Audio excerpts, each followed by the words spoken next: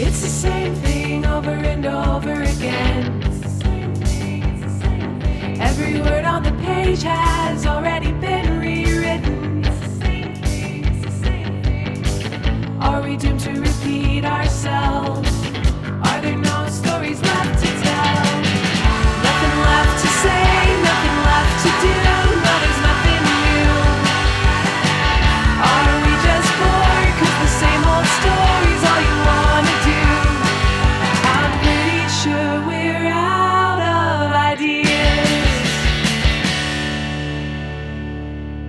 Welcome to Copy Cuts, a podcast about whether Hollywood is out of ideas. I'm your co-host, Brad. And I'm your other co-host, Beth. Welcome back to our two-parter about the Roadhouse movies. We just covered the original 1989 Roadhouse last week, and this week we are on the remake from this year, 2024. So compared to last time, we're now covering like a modern movie, which is kind of a different thing. So the other thing is that this is a streaming movie, so we don't really have like special features or kind of like decades of oral history to go off of. So we're going to do our best to sort of talk about the background of this thing. And it is kind of interesting.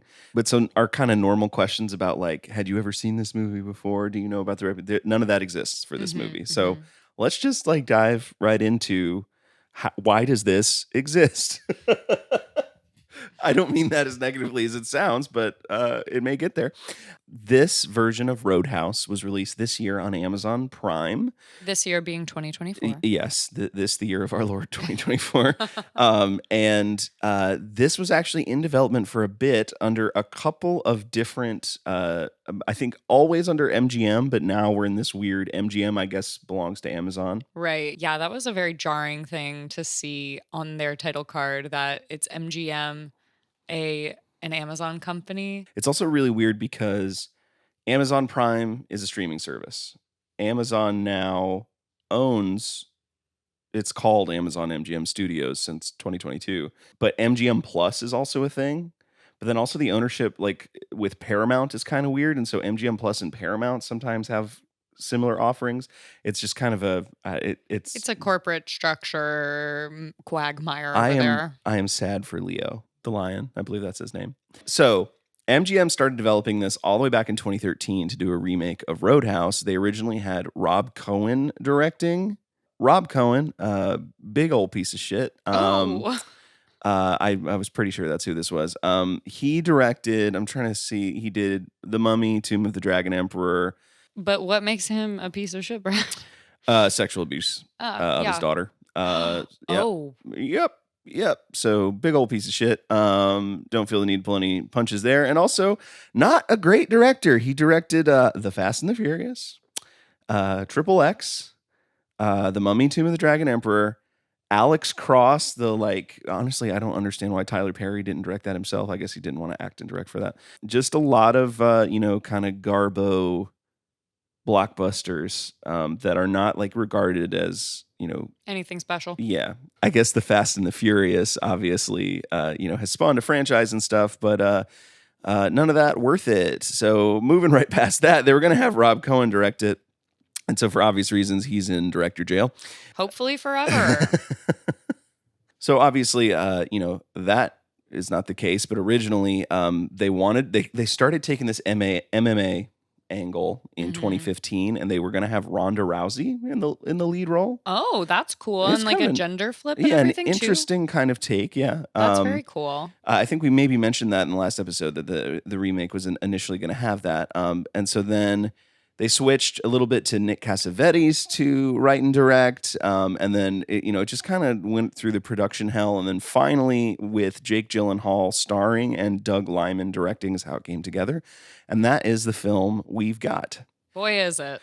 Doug Liman, the director of this picture, has also directed American Made, which was a Tom Cruise action movie, kind of one of the last like non-franchise Tom Cruise things. Edge of Tomorrow, another Tom Cruise movie that one's actually pretty well regarded. He did Mr. and Mrs. Smith with Brad and Angelina, and then The Bourne Identity.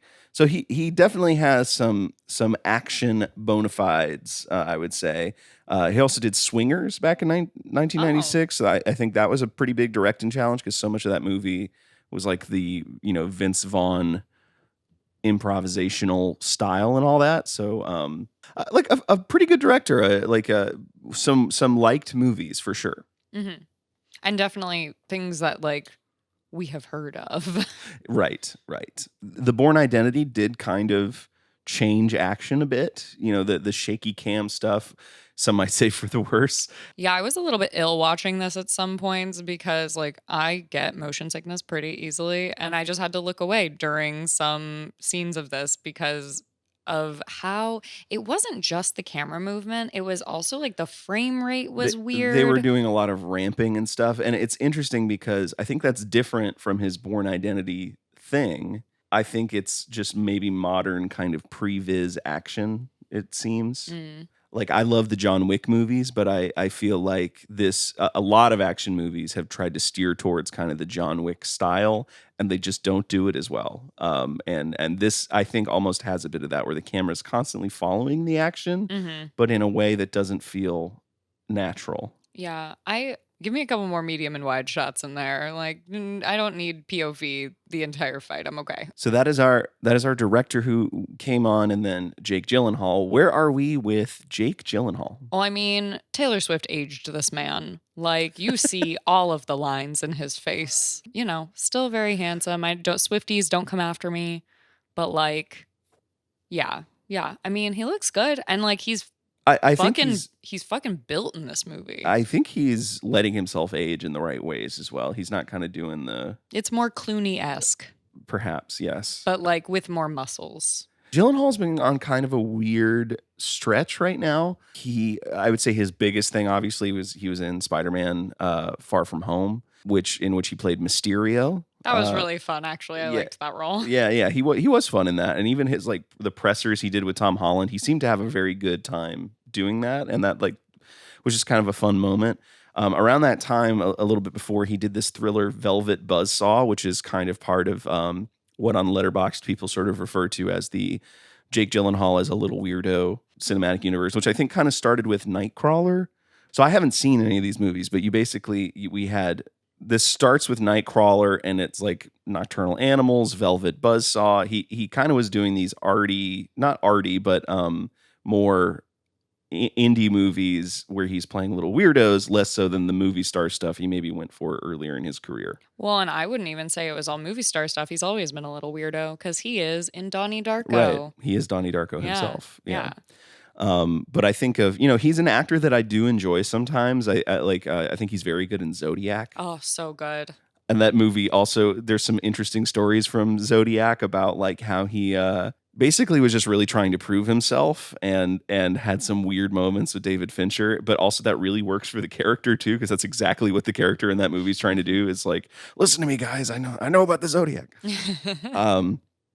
He also did some brownface in Prince of Persia: Sands of Time. Yeah, that was that aside, I used to I didn't hate that movie, like as far as a video game adaptation. Like I think it kind of got a little closer to like what was cool about Prince of Persia, because I like those games, but he should not be in that movie. Of course he did, Love and Other Drugs was maybe one of his bigger like movie star moments with Anne Hathaway for a bit there. But recently he's kind of just been in this, he did the Michael Bay movie Ambulance in 2022, which didn't do super hot. He did a voice in the Disney movie Strange World, which was not that well received. He was in Guy Ritchie's The Covenant. I would say for this year, this is now his like biggest leading role in kind of a while. Mm-hmm. Yeah, I would agree with that. It's an interesting choice for him to be in this leading role after not having led something for a while, and it be this. I mean, it's not odd for it to be this kind of movie because, action movies tend to like do well and make money, and, it is like a good opportunity for him to sort of like make a splash with like a well-known movie remake. But I don't know if this was the right movie. Yeah, I think because you're going to draw comparisons to Swayze no matter what. Right. And even he is ostensibly playing a different character. They have the same last name. They have different backgrounds. Not the same first name, though, Yeah, which I think is very odd. In this movie, Jake Gyllenhaal plays a character named Elwood Dalton. It's an interesting choice, I feel like, because Swayze has a very different energy than Gyllenhaal. Mm-hmm. And obviously when you're and this kind of gets to the central problem that we'll talk about a little bit more, but when you make a remake, what are you trying to accomplish? Because you're going to have comparisons to the original. So the further you are from the original, the more dissatisfied fans of the original are. But if you just do a rote remake that does completely the same stuff as the original, you're like, why did we even do this? So the UFC thing, I think, is a really good, like, fresh, modern take to approach this movie with. I think it makes a lot of sense. And we can talk about that more later as we like get really into the plot.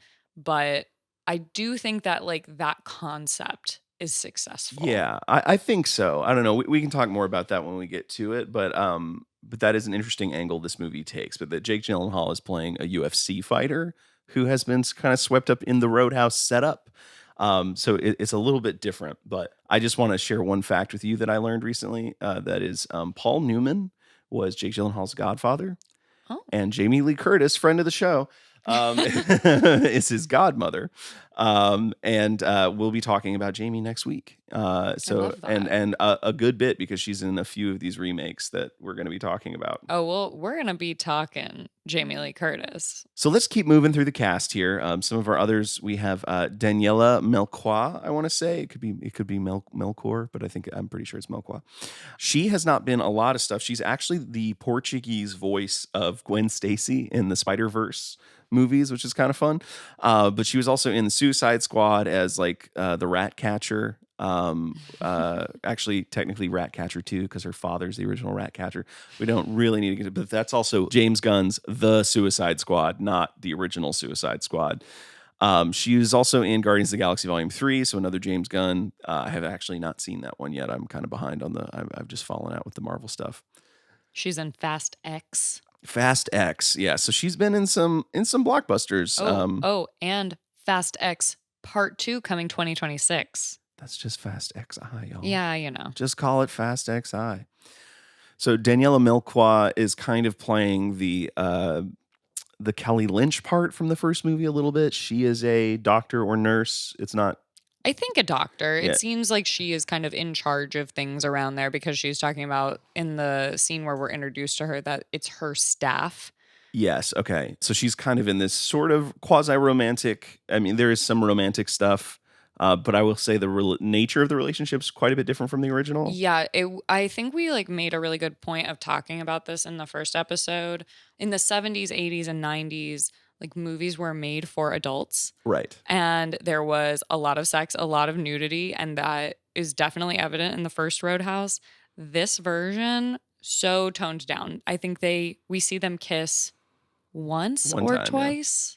I think just the once, and it's like in a private, like they're on a date on a beach, and that's kind of it. It is. I mean, it's trying to hit that PG-13, I guess. It kind of seems like, yeah. Yeah, I mean, and I guess it's fine, but it really is like, I don't know. It just takes that sort of like heat and the stakes of their relationship being intense, like away from the screen. And like, I don't know. There is something to be said for the original Roadhouse being maybe a bit gratuitous, but it kind of makes sense. They like don't know each other that well. And so it's kind of nice that they're not like rushing into like a relationship or whatever, but it just doesn't feel like they should care about each other as much as the stakes of this movie make it. Yeah, the movie does not seem that concerned with them. Like No. Roadhouse, the romantic plot is a big factor. The original Major Roadhouse. component. This one kind of it more is still part of the twists of the plot, which we'll get into in a second. Mm-hmm. The villain in this movie, played by Billy Magnuson, he's been in lots of stuff. Mm-hmm. Well, and I will, as you're looking at this, Billy Magnuson is not the only villain in this movie. No, it's pretty twisty. Conor McGregor shows up. Yeah, which yeah. we'll get to Mr. Conor McGregor. Okay. I'm talking about the actors first. Sure. He's gonna beat me up someday. So Billy Magnuson, kind of the lead villain more or less. He's been in lots of stuff. He's a guy. I would say become one of those that guy actors where you see his face and you're like, oh, I've seen him in stuff. But he's funny enough. in the future here going to be in the Lilo and Stitch remake as Pleakley, which I'm guessing is going to be a motion capture performance, maybe. Oh, I kind of like To that. be the alien. So it's kind of interesting. He was also in the live action Aladdin. Yes, he's like the European prince that shows up in Guy Ritchie's Aladdin. He was in Ingrid Goes West. He was also in Velvet Buzzsaw, so that explains the Gyllenhaal connection. He had a little part in No Time to Die, the James Bond movie. He was in Spy Kids Armageddon, which I did not even know came out last year. Oh, I mean, he was in the original Spy Kids. I think he was the other evil kid, maybe. Oh, okay. So yeah, he's around and working a lot, it looks like. But he's in this. He just has a very I think casting directors have honed in on this. Quite a villainous face. He just has punchable face, villainy vibes. And I'm sure he seems like a good actor, and maybe he'll get the opportunity to do some other things. But that does seem where they're putting him right now. Mm-hmm. Yeah, I mean, very good villain. Really fun to watch. Really funny to watch him fall apart. Yeah. Throughout the course of this movie. So yeah.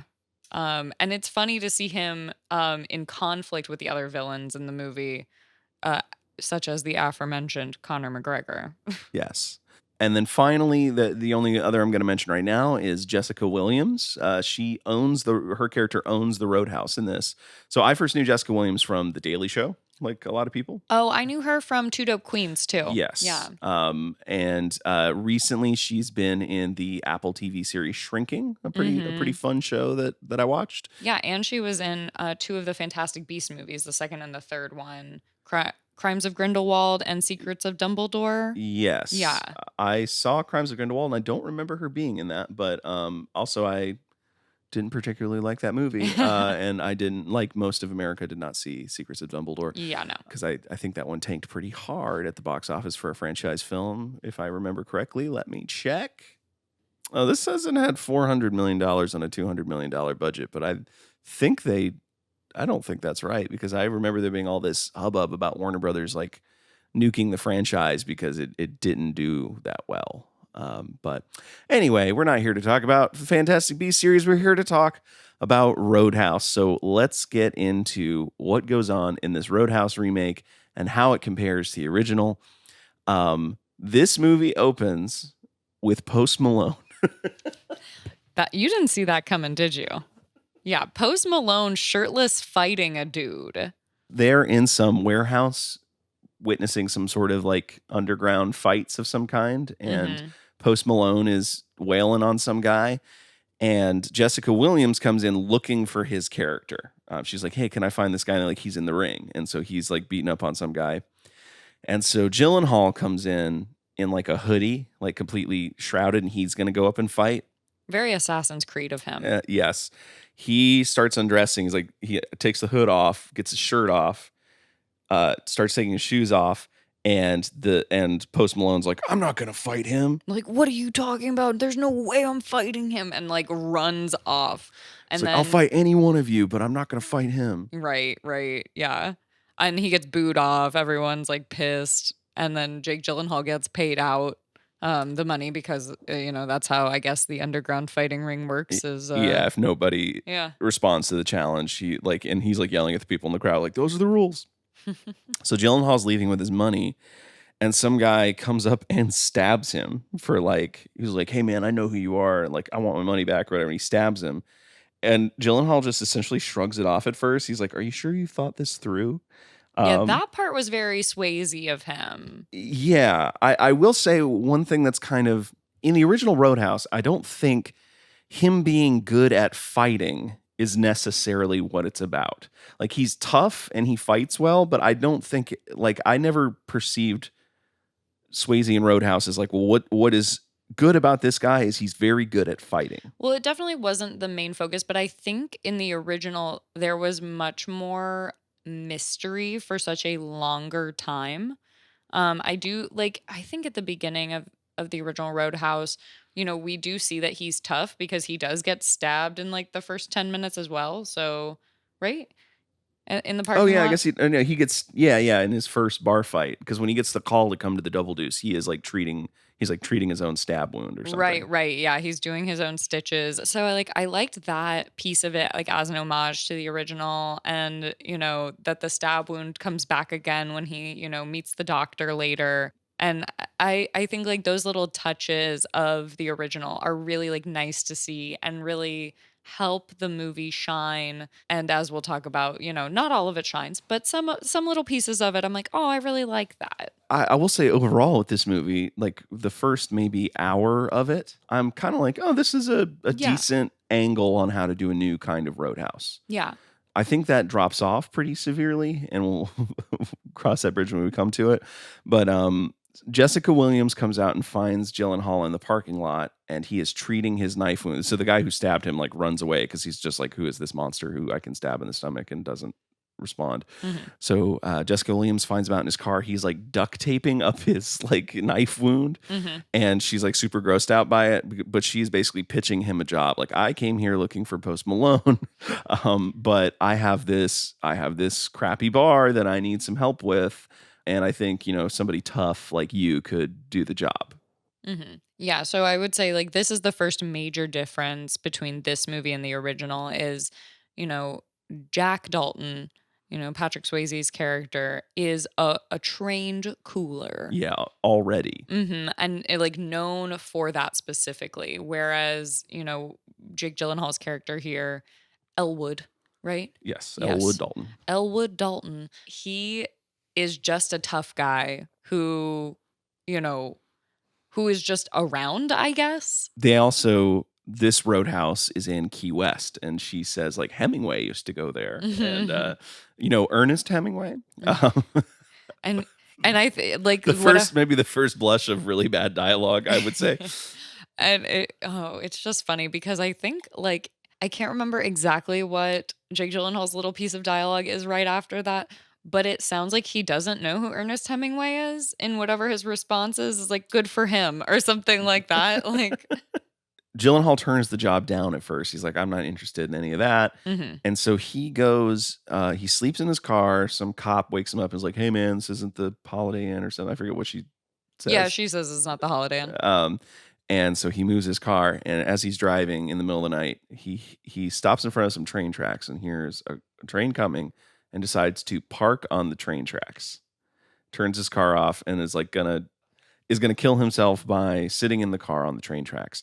And the train's getting closer, and he goes, maybe not, and tries to start his car up, and it won't start. And because he has such a piece of shit car. And so he finally gets the car to start and pulls forward just a little bit and manages to survive. It like clips his car. No airbags in this car. Just want to point that out.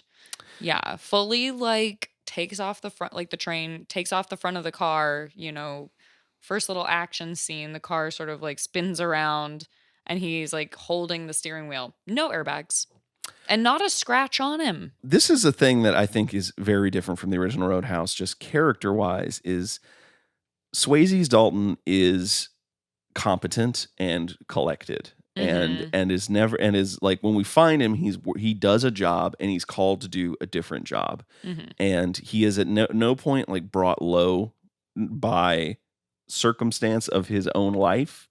When he later in the movie faces conflict, he maybe has some down moments, but it's never. This movie begins and Dalton is a sad sack and is like very, very depressed and not just like has nothing going on for him. And I think that's a mistake. I think the Roadhouse I feel like they were trying to set up as like the Roadhouse is his salvation, is like this job is gonna I think it undercuts some of his like, what's cool about Dalton in the original is that he is a guy who's good at a job. Everybody loves competence in a character. It's an easy thing to communicate. A character who is competent and capable and sort of if not an expert in something, then just good at a thing. Look at every Tom Hanks role, guy who's good at job. And I think it's a bit of a bummer to do that to Dalton in this version of the movie, especially like it's a pretty dark, like when he parks on the train tracks, we're both like, oh my God. I know. Well, and I do think like this is, the first major sign that this movie didn't take all of the right lessons from the first movie, that the thing that we sort of get in this movie that is like really prominent in the first one is a lot of people know this guy. And the sort of like, okay, how do people know this guy kind of mystery? And like that is a part of the first one, but it's not like the most important part of Dalton's character. Right. I think like what you're saying, like his competency is and like his renown of like being good at his job is the thing that people know. And I guess in some ways, like Jake Gyllenhaal's character being known for, you know, killing a man in the ring, as we'll find out later, like that being the thing he's known for is a thing that is, you know, pretty depressing and like is something that like legitimately like lends itself to that aspect of his character. But it doesn't really make a lot of sense when you are going into it cold and not knowing that yet, and this being like one of the first scenes in the movie. Right. I think too that yeah, it adds to that thing I'm talking about of like what's cool about Swayze is that he's competent and it's not about that he's a good fighter. This movie I think makes the misstep of being like, well, what's cool about him is that he's a good fighter. I'm like, no, I don't. The whole thing was be nice, right? And Right. that sort of persists, but not in a big way. Yeah, and like they make reference to Be Nice like later in this movie, but I miss the sort of like, you know, training scene that we get in the first movie from Dalton Yeah. where he's like talking to the staff and like really sort of like educating them on, you know, how they should handle people and like what his kind of like rules are. And I understand that like with the different angle of, you know, Jake Gyllenhaal's character is not, you know, known as this sort of professional cooler as Swayze's is, but I do think that he could like lend himself as an authority, like on fighting and sort of like perpetuate a personal philosophy that is like at least reminiscent of the first movie. Yeah. Well, and also that tension is present in the first movie because Dalton has also killed a guy. Right. Like that he is notorious for having done that, but that it was ruled self-defense. And of course, by the end of the original Roadhouse, he does it again. He rips a guy's throat out. Literally rips a man's throat out. Let me reiterate. Like, wow, that was crazy. I was waiting for that to happen in this movie because Me too. I really wanted it to because that's such an iconic scene. Yeah. It's wild, but it's iconic. It is. I was kind of like, are they gonna do the throat rip? Is that too fan servicey? But they're so interested in doing fan service in other ways. It's just kind of weird. Yeah. And it's already like gory and gratuitous in other ways. So like, why not? Right. So we'll move things along here. So because he wrecks his car, he has to take a Greyhound down to Key West. We see him go over the 7 Mile Bridge, which we will be talking about next week, actually, because we have another scene that takes place on the 7 Mile Bridge in Key West. Mm-hmm. I guess actually it's the new bridge because the 7 Mile Bridge is now decommissioned or something like that. A lot of Florida talk. A lot of Florida talk. A lot of Florida stuff. So he gets down to Key West, and the Greyhound drops him at this tourist shop kind of while he's trying to find his way around. He's like, hey, I'm looking for a Roadhouse. I'm like, oh, it's called the Roadhouse. Get it? More on that in a moment. So he meets Charlie and Steven. Charlie's this little girl who works at the souvenir shop. She's a teenager. Yeah, well, they keep calling her a little girl. Yeah, I wonder if maybe originally, if they cast her older. But yeah, I mean, she's maybe a preteen, but I think she looks like maybe 13. And she is given all the worst dialogue in the movie, in my opinion. She meets him and he's like, she's like, what are you doing here? And he's like, I've been asked to come like clean up some stuff. And she goes, it sounds like a Western. Sounds like the plot to a Western, which is exactly when we watched the special features about the original Roadhouse. That's what they said. They were like, we took the angle on Roadhouse of like, we wanted it to be a Western. Guy kind of comes into like a modern Western. So they're just basically like paying homage to that in the most overt way. Mm-hmm. But anyway, he makes it to the Roadhouse. It is literally called the Roadhouse, not the Double Deuce. So he's talking to Jessica Williams, and he's like, so why is it called the Roadhouse? Roadhouse is one word. And she goes, it's just like a dumb joke. Like, get it? It's like, it's a house by the road. It's the Roadhouse. Get it? Ha ha. And it's not I think funny she at all. literally says get it in the movie. She does. She does say get it. Yeah. And so there we meet, her staff. We meet Billy, one of the bouncers who's there. We meet Yeah, the bartender Laura, who he tries to order a black coffee, very Dalton of him, but she's like, "Well, we don't have that." And then he looks at the coffee she's drinking. He's like, "Well, what's that?" And she's like, "Oh, it's a Cuban coffee. Very different." And I mean, I think that's really funny. And I commented to Brad while we were watching this that is kind of more reminiscent of like what being in a modern bar can really be like Yeah. sometimes, of that sort of like, oh, well, like, I mean, we don't have what you're looking for, but we have this similar thing, but I'm not going to tell you that it's similar. Yeah, I mean, having been a bartender, I was not that kind of bartender. Right. I would totally be like, "We don't have that, but we have Cuban coffee." Mhm. But I definitely worked with people who would be like, "If they don't know what they want, I'm not going to tell them." Yeah, ridiculous. Ridiculously rude. But Laura does end up being like a really nice ally to him, and Yeah. like, does the thing that the waitress in the original movie does too, like brings him breakfast when he finally moves into his place, and Yeah. is an ally in the town gossip for him, and letting him know what's going on. I do want to also just call out this Roadhouse compared to the Double Deuce is like a tiki bar, kind Yeah. of. It's like got like grass roofs and like a big patio. It's actually a nice place. Super nice. The Double Deuce, not nice, No. dingy, and Very I think dingy. and so it sort of has. I guess it adds this component of Jessica Williams. I guess inherited it from her uncle, Mhm. who started it In the 60s. in the 60s, and she calls out that like he was a black man in the South in the 60s starting this bar, and like I want to preserve his legacy of like how hard it must have been to start that business and like make it a Mhm. nice place, but she is getting all this trouble from, I guess, like sort of a biker gang kind of thing. Yeah, they've been terrorizing and starting bar fights in her bar for like months and months, apparently. Right. That's why she's brought him in, but she basically gives him the tour of the place and explains some of that stuff. We have a great feature from the original also, though, is that there's a stage with a band and there's chicken wire to Mhm. keep broken bottles and stuff Mhm. away from the band. Yeah, they do switch up the bands in this one, though. It's not just one blind guy as the sort of the show every night. Yeah, it's cool that there are different bands. Like Mhm. it makes a little more sense. Although it's sort of like there's daytime and evening bands Yeah, in some of the at one point you were just like, at any time of day, someone is sound checking. yeah. There's so many scenes where they walk into the bar and there's just a guitar tuning up or like a little blues lick going on Mhm. that's meant to be diegetic of like someone on stage. Yeah. Yeah, and I think that's like a fun, nice touch. And it's a wide variety of types of bands and performers. I guess it's always kind of bluesy. Mhm. So I guess it's not, a lot of variety in terms of genre, but like, A lot of these are real bands that they just had like play some of their songs. I know like some of them are like blues standards. Like I heard "I Got Loaded," which is a song I'm familiar with. It's like last night I got loaded on a bottle of gin, mhm, and you just proceed through the song and name other alcohols you've gotten loaded on. mhm. But so that was actually performed by Rockin' Dopsy Jr. and the Zydeco Twisters, a New Oh. Orleans based group, and then we had Angelica Jelly Joseph. She's in it for a little bit.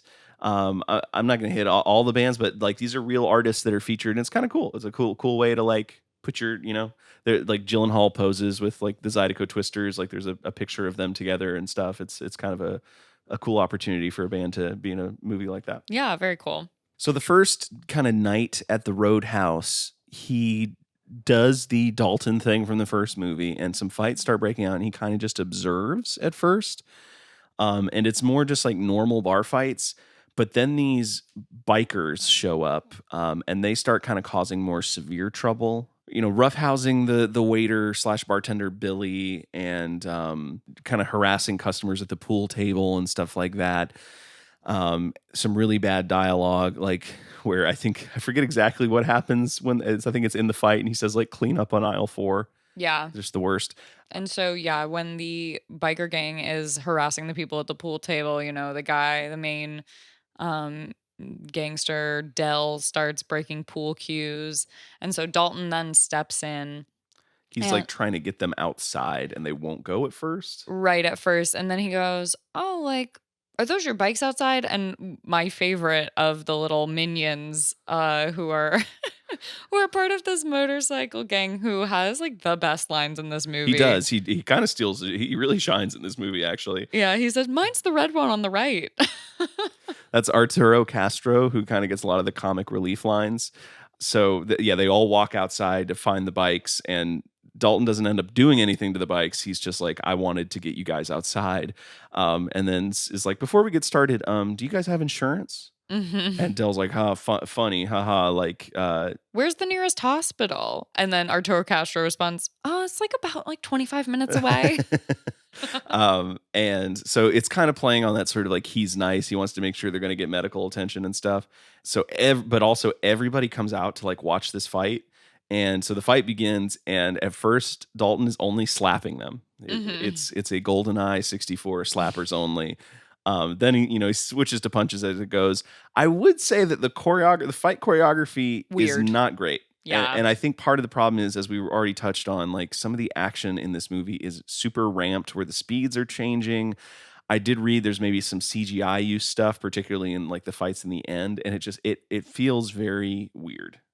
Yeah, like just I think I was talking about this earlier, the motion sickness that I get from this style of, this style of shooting a fight scene is just like really unpleasant. So this fight scene happens, and I don't know why they don't just call them an ambulance, but basically Dalton calls out to Frankie and asks like, "Hey, like, can I borrow your car?" And she's like, "Not for them." Yeah, I don't know if we established Jessica Williams' character's name Frankie, but yes. yes. So she's like, I don't care, but he manages to get a car, and so he drives all these guys to the hospital. When he gets there, he drops the guys off, and this doctor, played by Daniela Melchior, it comes out to basically admonish him. She's like, "Thank you for all the patients. Like guys like you are like a problem. Who you rage-filled dickheads, put a bunch of them in my waiting room, and now they're going to be in there all mad and stuff." Like causing problems for my staff, like basically fuck you. And she's like, "Oh, you just like to win fights or something," and he goes, "No one ever wins a fight," which is a line from the first movie. And I love that they used it again. And like, I think it like that scene that they have where she is like patching him up a little bit and says this line to him is like, that is kind of those little pieces of the first film that I like want to see in this one. I'm like glad that they kept. Right. I think too, this is the scene where I'm the most convinced. I'm like, actually, like Gyllenhaal has sort of aged in the right ways to maybe kind of play this part. I'm like, I find it kind of interesting. I think that fades as well, because this is still in the section of the movie where I'm like, okay, we're doing a new thing. It's in Key West. It's, he's a fighter. It's, it's a little like, it's kind of an interesting take, but stuff starts to get weirder.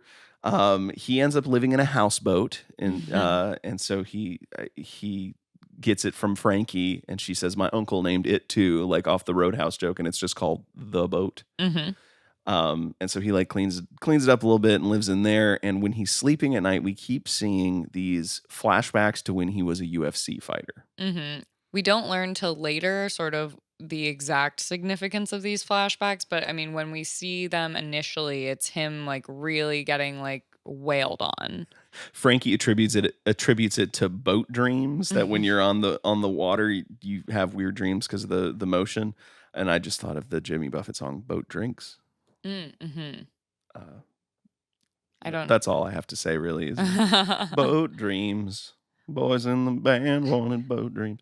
Anyway, I do think though there's kind of a thing that happens in a little bit here where Gyllenhaal starts to read a little more goofy, and he kind of lacks a certain warmth that Swayze has. The next day, kind of after this confrontation with the bikers, everybody knows who Dalton is, and they're like, some guy's making a delivery to the convenience store, and he's got his hand cart, and he's like, "Hey, Dalton," and like everybody who passes him goes, "Hey, Dalton," which is weird, because why would you just say hey to someone you've never met? Like, you wouldn't be like, "Hey, you're Dalton," right? They don't introduce themselves. They all just say, "Hey, Dalton," which is just a movie thing that I don't like very much. Yeah, there's a lot of that small town charm, I think, more in the first one. There's a little less of that. I think I really have this overall feeling in this movie that the townspeople are very disconnected. It doesn't seem as communal.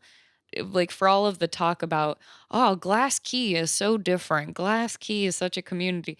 Like, it just all feels so disconnected. Like, Yeah. you never see, and I get it, like, the Roadhouse is a bar, But like there's like an outdoor patio area and stuff. Like I feel like there could have been scenes where maybe like Steve and Charlie are kind of over there, or maybe like their shop is a little bit closer to, the bar, and there could have been more sort of connective tissue scenes. And I think that this is a big problem in a lot of major movies. Now that like they just end up either not writing or cutting out pieces that make the story make sense and make the characters like feel like they are all actually existing on the same plane. Well, and then they spend it on characters who I don't really care about. So like the next thing that happens is when everyone's recognizing him, he goes back to Charlie's shop. Mhm. And so she's like, "I figured out your story," and he's kind of like worried she means like his UFC incident, Mhm. but she means she found a Western book that sounds exactly like what he's doing, and he goes, and then he says it's Wade Waco goes to the Double X Saloon, and so it's like a joke about the Double Deuce and Wade Garrett from Mhm. Roadhouse, Right. and so he's there to use their computer, but then the bikers show up and start like terrorizing the shop, and so he kind of scares them off just with his presence. But then it's revealed that like Charlie's mom died and her dad had this bookstore because it was her mom's idea.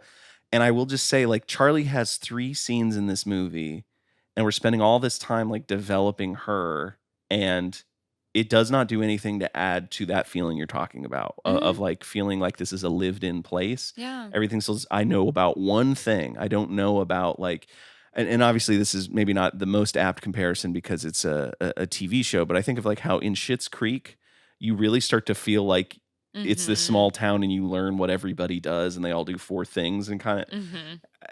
and I feel like that's almost what this movie wants you Yeah. to have, but does no work to kind of establish that feeling. Right. The sort of like this bookshop is a safe space for Dalton. I don't feel like is earned in the same way that sort of the hardware store is earned in the first one. Like yes, he sort of builds a little rapport with Charlie, or Charlie. I mean, Charlie honestly like drives all of that, like, and which I do think like if you're going to establish a relationship between like a teenage girl and like a grown man, like that's kind of how it has to happen. Like otherwise, it's creepy. Mhm. It doesn't feel earned. Like it doesn't feel like this is like a real thing. It's just kind of like you're just going to buy into this because you're watching a movie relationship. Right. So this is where we first cut away to meet the villain, and he is on a yacht, uh, on choppy seas, getting a shave, and is just being pure evil. Like, don't mess up my shave on the choppy waters, and of course he keeps getting like nicked. But he's just kind of doing he. This is where we find out that like the bikers are connected to him, and he just kind of does a big exposition dump on how he wants to get rid of the Roadhouse for one reason or another. Mhm. That's left kind of vague, and I will say this movie tries to make a mystery of that. I prefer how in the original, you're just like, rich guy wants stuff. Mhm. It's not complicated. Rich guy wants to own all the stuff. And that's essentially what this ends up boiling down to. But they sort of treat it like well, what's so special about the Roadhouse? Right. It's almost like they're trying to make it like a buried treasure kind of deal. Like there's Yes. gold under the roadhouse or something. But no, it's just cuz he wants to build a hotel. That's it. He just wants the land so he can make a resort happen. Right. We come back to the Roadhouse, and there's like a band playing that like does more of a gospel thing. And I just want to say one of their lyrics is "Praise the Lord for East Atlanta." Mhm. So this belligerent customer starts like antagonizing the band about like, what is this shit or something like that. And so Mhm. Dalton gives the waiter Billy like a little tip about like what to do when the guy pulls a knife, and so he magically wins a knife fight. He like goes up to him and like implements what Dalton taught him. This is as close as we get to kind of the be nice thing. It's like he's starting to, Mhm. Mentor. and so he ends up going to like some guy who works on the beach and recruits him to come work at I want to say the Double Deuce again, but the Roadhouse. And so he has 2 other guys to sort of help be like his backup to mainly manage things, and then he kind of hangs back to be the enforcer. Then we're just kind of watching him do his job, clean things up. He has more boat dreams about his UFC flashbacks, and then he is eating at a restaurant. I mean, everything in this movie is so Florida. It looks so Florida. He's eating at this incredibly Florida restaurant that's Mhm. outside.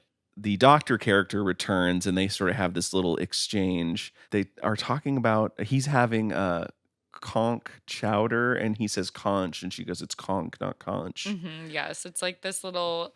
I think it's supposed to be like a cute sort of repartee kind of thing, but it's just kind of like a. It feels very like stilted. They have no chemistry, in my opinion. No. They just don't really vibe like that. When they're talking about conchs, he says like, oh, you get pearls and like every 1 in 1,000 or something is a pink pearl. He goes, that's kind of romantic or something, and she goes, oh, it's extreme irritation or something, and he goes, oh, extreme irritation leads to something beautiful or something. It's a very clumsy attempt at like a piece of romantic dialogue. Yeah. And so this is where we're about at the 45-minute mark, and I feel like the movie just slows to a crawl. Like that scene, the one before it, where it's all kind of getting a little bit status quo, it's where I'm just kind of like, oh my goodness.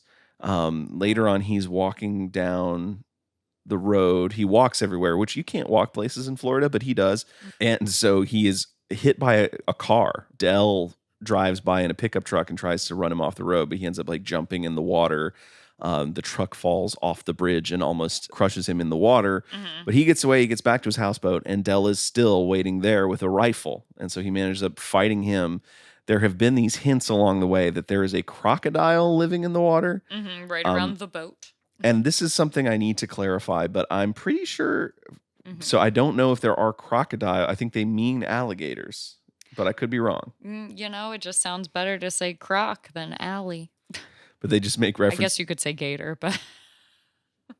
Okay, no, the American crocodile does live in. Okay, I stand corrected. I just always thought that part of it was. But yeah, I mean, it is like, I think crocodiles only live in that part of Florida and then in Egypt, right? Like like in the Nile. Yes, it does Yeah. look like the American crocodile, though. It like kind of the whole ring of southern Florida. So they're Oh. more saltwater, I guess. Scary. Alligators more inland, and I think both occur in the Everglades. I could be wrong, but I'm pretty sure. Although they both have or in the Everglades they have a big Burmese python problem. Oof. Who are not native. Basically, someone's pet pythons got out, and now they're like an invasive species. Lovely. Little environmentalist fact for y'all. So anyway, Florida.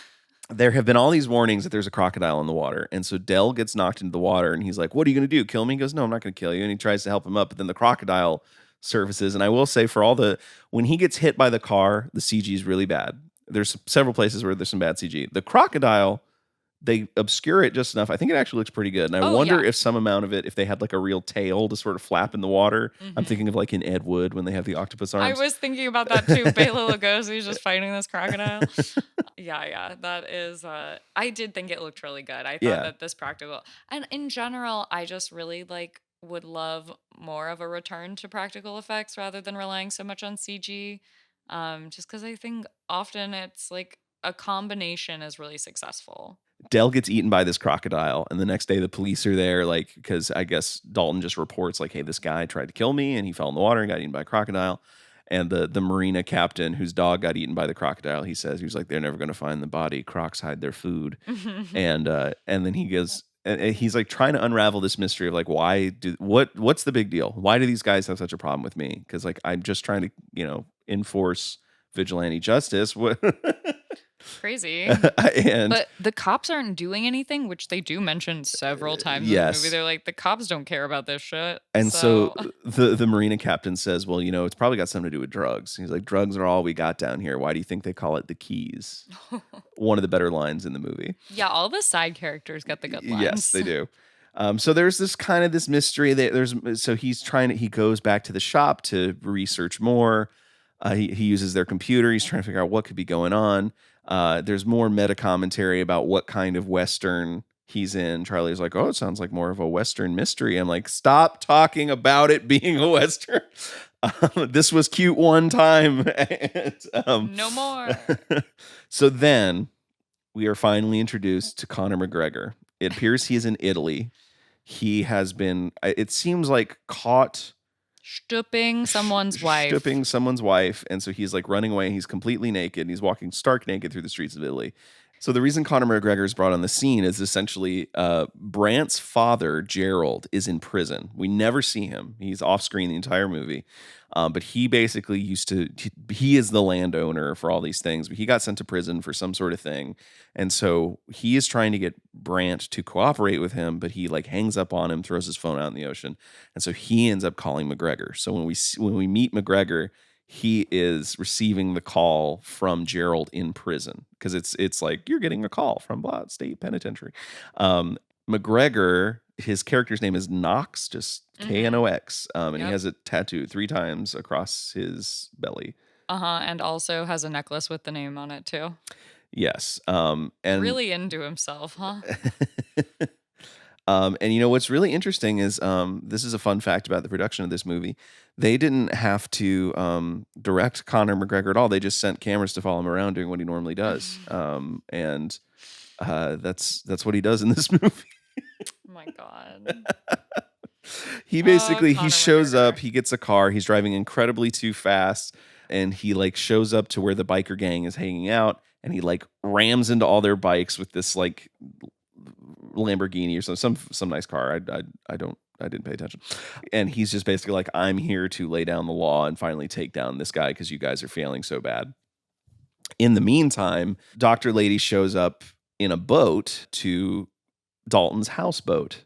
And she's like, oh, this speedboat is my ex-boyfriend's. He's a cop, but he lets me use it.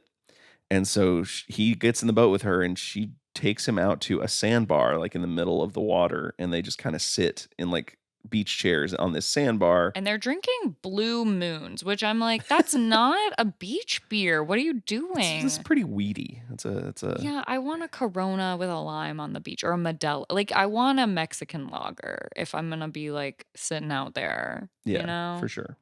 Yeah, just no. So they're sitting there with this cooler, and basically they get to know, they're meeting each other. But as she starts to ask more questions about like, where are you from? And he says he's from Montana, and he won't really give any personal details about himself. He's like, I don't want to get into this. And he's like, you don't want anything to do with me. And she's like, I know who you are. I looked you up. Like, Well, and that part of it is very like original Dalton, like Swayze Dalton. right. I wish that he had sort of had this attitude the whole time because like that is part of what like makes Swayze's Dalton, it like reinforces that piece of his character because he's kind of constantly like in this push and pull of you really don't want to know me, but also I want human connection and like Right. to be a part of a community and things. But he's like, but all I bring is trouble. It's like, it's, it's just one of those things in this movie that, the first one is pretty unbelievable as well. Like I don't want to say that it's like the paragon of realism or anything, but like it definitely it makes a little bit more sense character wise than this one does. This one feels like very slapdash and doesn't feel like a lot of those like really ridiculous moments are very earned. This movie is kind of tonally all over the place. I think the original Roadhouse knows what it is. This movie doesn't, I think. Certainly by the latter half. Yeah. Yeah. So they get back to his houseboat. She drops him off. Oh, they kiss. I don't know if we mentioned that. They kiss, like she's like, I know who you are, and they smooch. And then she drops him back off at his houseboat, and the police are there waiting for him. And so they bring him to this car, and they meet the sheriff, and he's basically like, you need to leave town. And they have this weird kind of interrogatory. Dalton's kind of a wise ass about it, and so he ends up like pulling him out of the car and throws him on the ground, and he's like threatening him with his gun. And then she shows up, the doctor shows back up, and it turns out she is the sheriff's daughter. Yeah. So she's like, what do you think you're doing? And so she stops him. It's basically revealed that the sheriff has worked for Gerald Brant, the father who's in prison, and is basically trying to continue to enforce his turf since he's been in prison. Right. And I think too, the kind of like funny twist with the son, being the person who is like the incompetent wealthy man in this movie, it kind of mirrors the like nephew in the first movie, I think, where the nephew is sort of the head of the gang and he like is originally like working at the Double Deuce and then gets fired and all this stuff. I think like the son is sort of the mirror of that character. Right. the wild level of like incompetency from him and like the inability to command anybody to do anything he wants because he just does he lacks the authority, he lacks any sort of real teeth behind his like threats, and like just nobody respects him, and it's super obvious because like you see him try to order people around, like, who are all these people, like, get them off my father's land, and like no one is listening to him, everyone's just like having a party, like they do not give a shit. Yeah, so then like young Brant ends up having a confrontation with Conor McGregor where he shows up and Right. he's like, "What are you doing here?" And he's like, "Oh, your dad called me." And You're so da. and I like but he's basically he gets Conor McGregor to basically back off. He's like, "Let me take one more swing at this and I think I can handle this." And And he's like, then you can make it hurt as bad as you want. yes. Yeah. And so they get to the Roadhouse. Brant is waiting at the bar. And Dalton shows up and they have a little confrontation where Brant's like, why are you doing this? Just go. I just want, like, you don't need to be here kind of thing. One of the things Brant says to him in this conversation is that he reveals what it is that is like this dark secret. And it's that in a UFC fight, he basically had a guy already beat and just kept punching him until he killed him. And he ends up like showing him the video of it on his phone or something.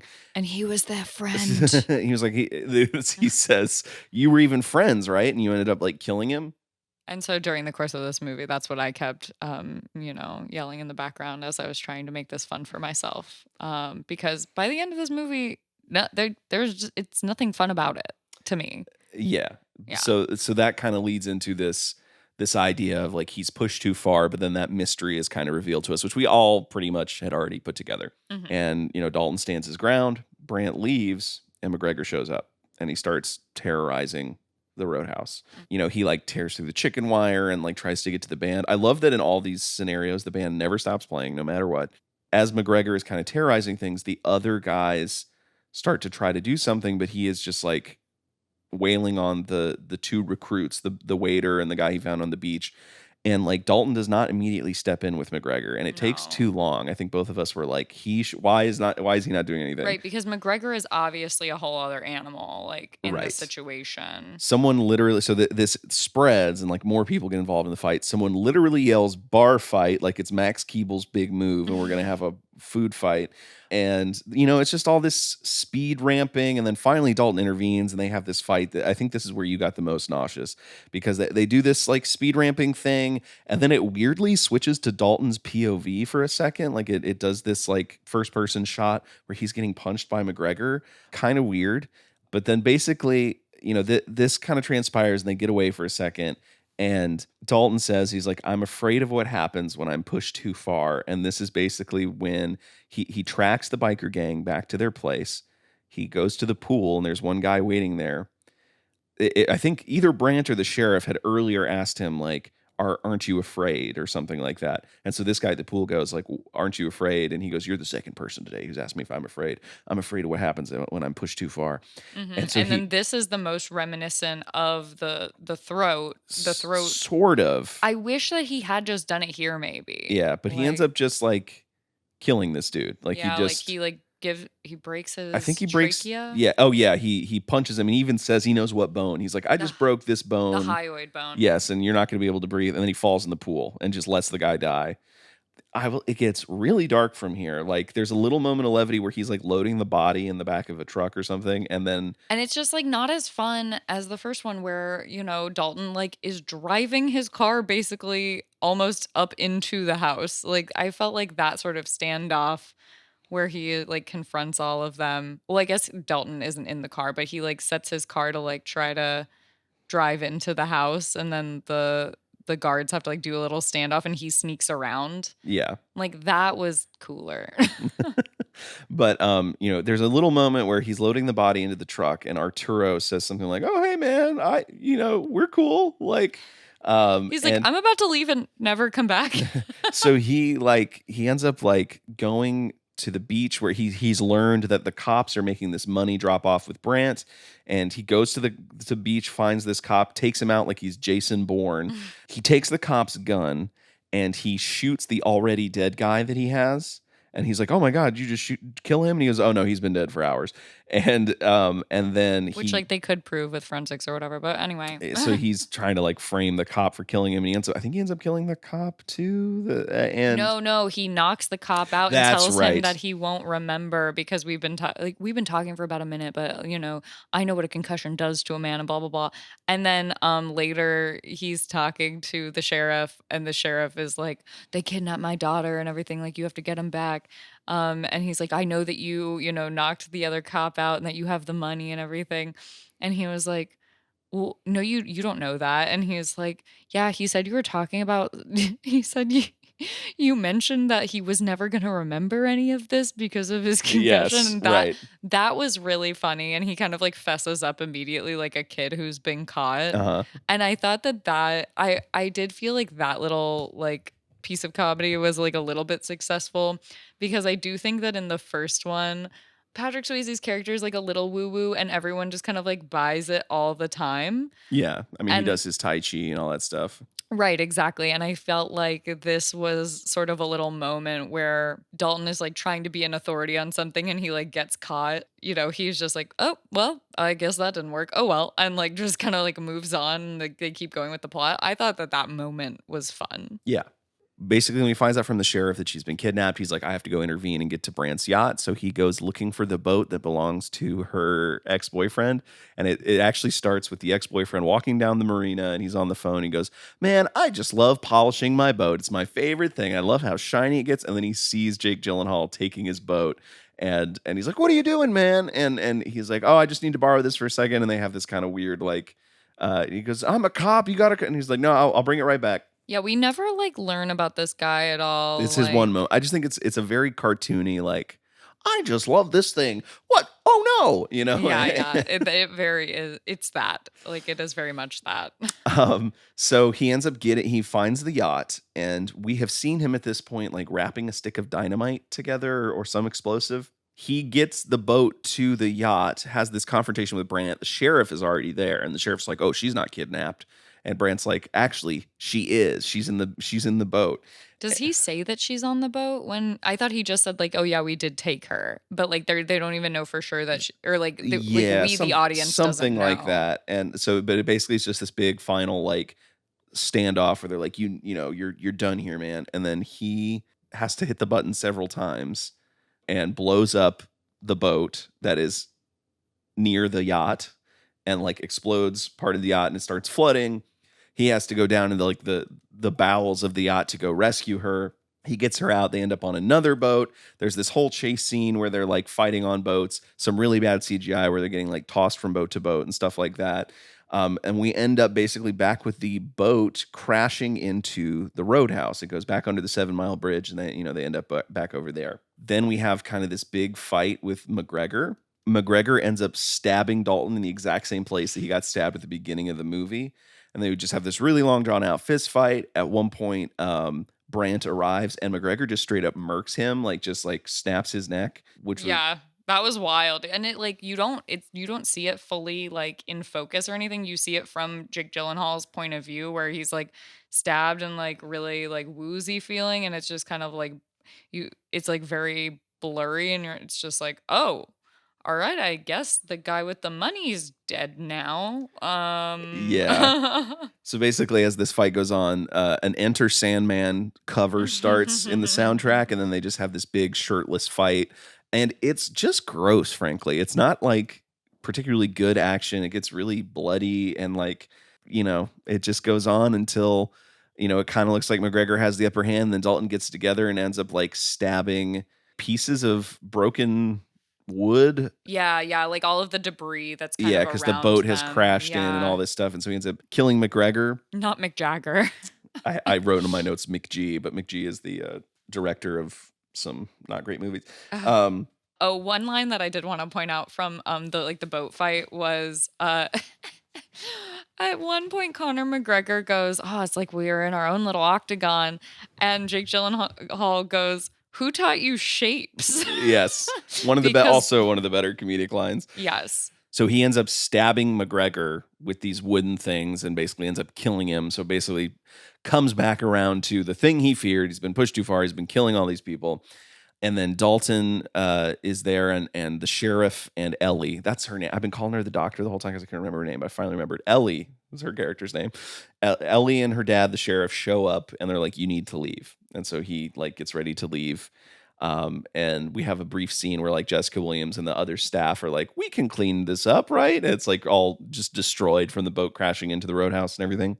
Oh, also, tying into this ending. So, they're looking around saying like, yeah, we can clean this up. And then we also cut over to the bookstore where Steve, the dad, and what's the teenager? Charlie. And Charlie, the teenager, are. Yeah, there was a brief thing in all this where Charlie and the bookstore gets attacked and they end up hospitalized or something. Yes, yeah. The biker gang blows up the bookstore, which is, obviously similar to the hardware store getting blown up in the first one. The thing is that Steve, the dad, is like, Charlie, like, go out the back, go out the back. Like, they're there when it happens, which I think it's different from the original in that way too, because Red, right? Red, the dad, isn't Yeah. there, or whoever owns the hardware store, isn't there.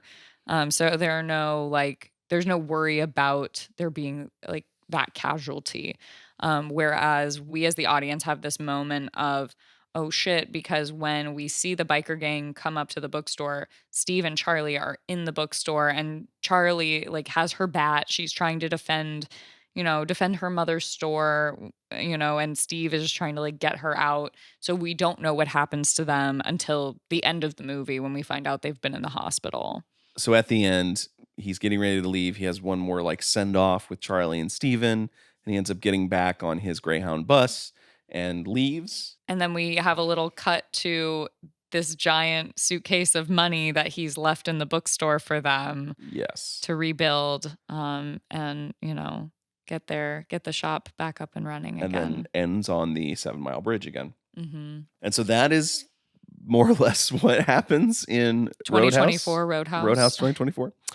So I think, we've touched on this a lot, but I think we can start getting into the big picture of how this works as a remake.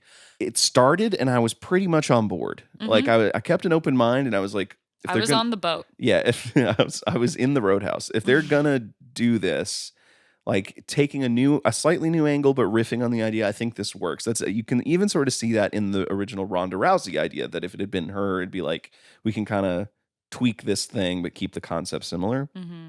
Pretty much by the time I would say Conor McGregor appears, you have these boat chase scenes and all this stuff. It is a completely different animal. And I don't even know if it should be called a Roadhouse remake at that point. And I almost wonder if it would be more successful if it was its own movie. Mm. And I would also say just when he snaps and starts killing people, it's way too dark. Yeah. You're not like, it's not like the throat rip where you're like, oh my God, but that was badass. And obviously he was pushed to the edge or whatever, because there was this whole fight scene. And it's the one like moment of like true violence. It's like he goes over this edge and he becomes like a serial killer. And you're just like, I don't relate to this guy anymore.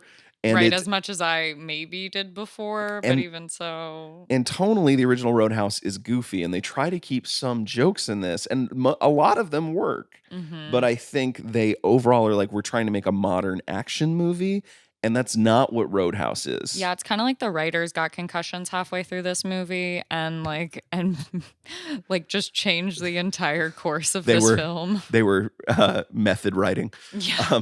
I already alluded to this, but in saying that, I'm like, what do I want out of Roadhouse remake? And I really don't want one at all, I think is the answer. I think the first Roadhouse is perfectly fine. And there's really nothing to modernize about it.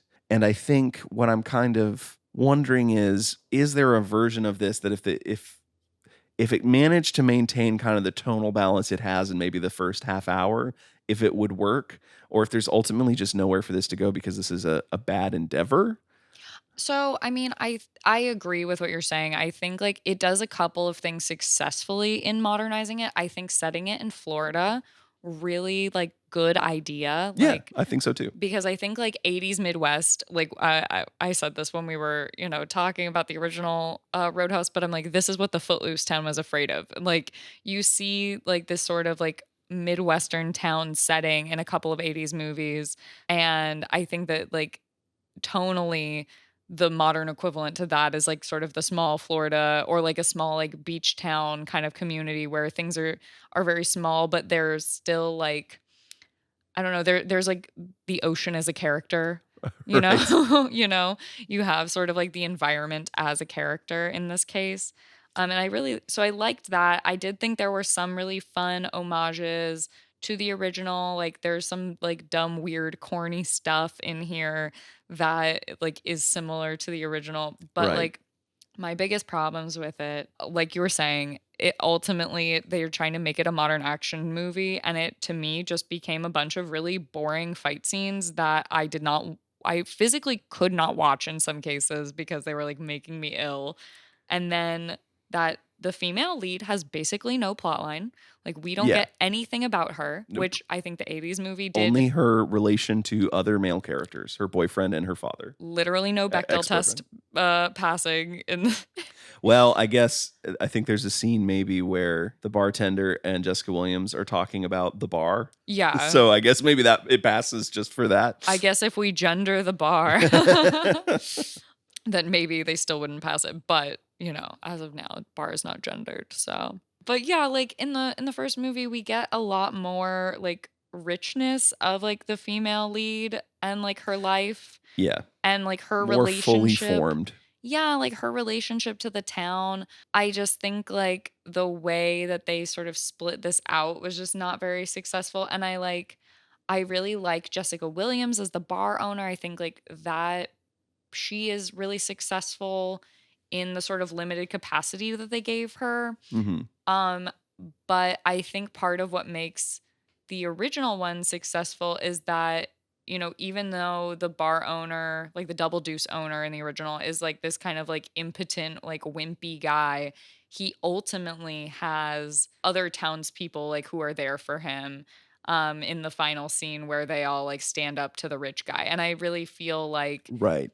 there isn't sort of this like town uprising against the like evil people. It literally just is like Dalton, like Jake Gyllenhaal's Dalton, like kind of like taking care of this little Right. piece of it. He's lone wolf kind of Right. enforcer. The fact then that he like leaves, it's like, okay, well, like now what do they do? Right. Well, I guess Because everybody's dead, but I mean, oh, like if they're drugs, people I are gonna guess- come for their well, money. so if this It just leaves a lot more like holes in the end of the plot than I feel like the original, even though the original one isn't like perfect and like not like wrapped up in a bow perfectly either.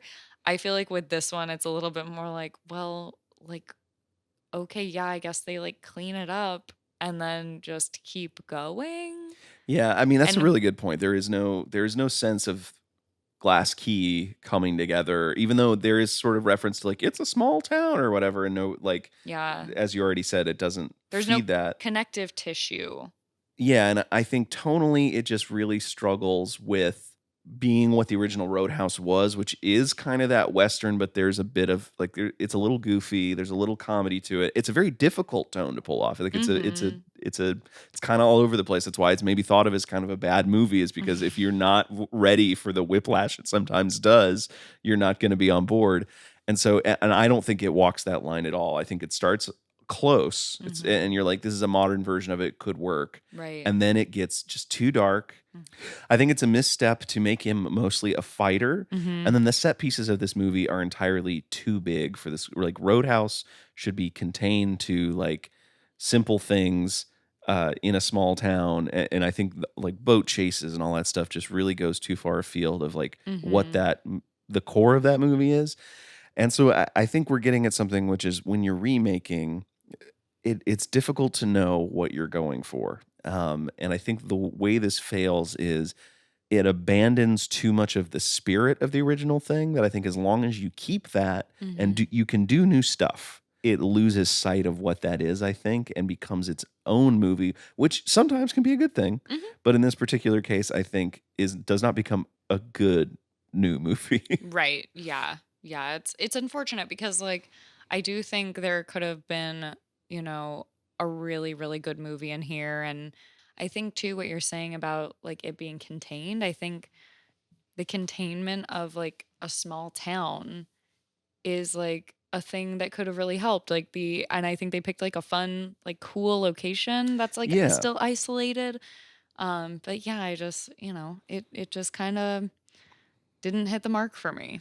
Yeah, I think it started, I would have maybe been in like 3-star territory, and it fell to 2 stars for me. So with that, maybe getting to reviews real quick, that is what I give it, is Sure. 2 stars. I probably would not watch this movie again, because as we've discussed, I'm loath to give stars because I just struggle with Yeah. sort of like putting a numerical value on things in this way. But yeah, I probably wouldn't watch it again, and I would probably say, if somebody asked me, if you like a Fast and Furious movie, just watch a Fast and Furious movie. Right. Yeah. Right. So just a couple reviews from Letterboxd I think are fun. One from 24 Frames of Nick for 2 stars is, that was a movie for sure, which I think is kind of what we said. We're like, yep, that was in fact a movie. I did spend 2 hours watching that. David Ehrlich with 2 stars. Definitely can't remember the last time I saw a movie try this hard to be Roadhouse, so that's something. From Vitor, I think is this user, no stars, but the plot is literally Jake Gyllenhaal, and that is, that's very pretty accurate. Right. And then from Harvey, 2.5 stars. Did they forget to hand Conor McGregor the movie script? And that comes to my point that no, this is documentary footage of Conor McGregor. They cut it in. Just doing what he normally doing what he does, crashing cars and hitting people and smiling, walking like no human has ever walked. Well, his legs are tree trunks, so like he has to walk like bow-legged like that. It's just like what his muscles make him do at this point. So this movie has a 59% on Rotten Tomatoes critic score and a 53% audience score. So not super beloved, but what is interesting is there's going to be a sequel. They've already confirmed that they are going to produce at Amazon MGM a Roadhouse 2. But what's also interesting is that this has gotten 9 Stories, Jake Gyllenhaal's production company, who is not a production company on this movie. They now have a first look deal with Amazon MGM because of this movie. I guess it just streamed well enough. It got enough views. That they took a first look at Jake Gyllenhaal and said, "Break me off a piece of that production company." But it was produced by Joel Silver, so it's just kind of interesting that this star is getting this deal out of something his production company's not involved in, but they want to be in the Jake Gyllenhaal business, it appears. Yep. So kind of interesting.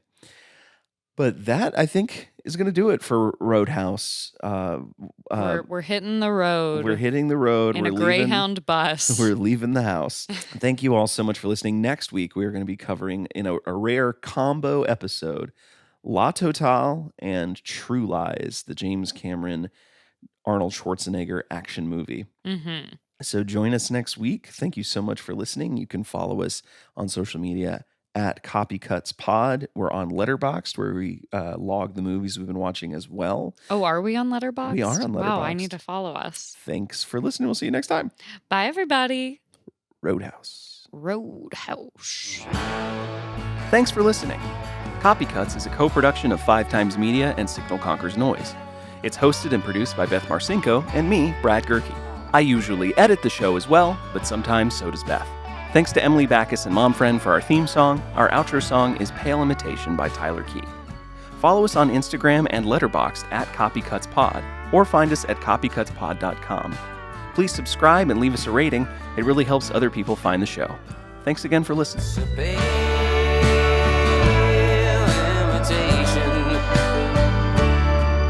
It's a rerun.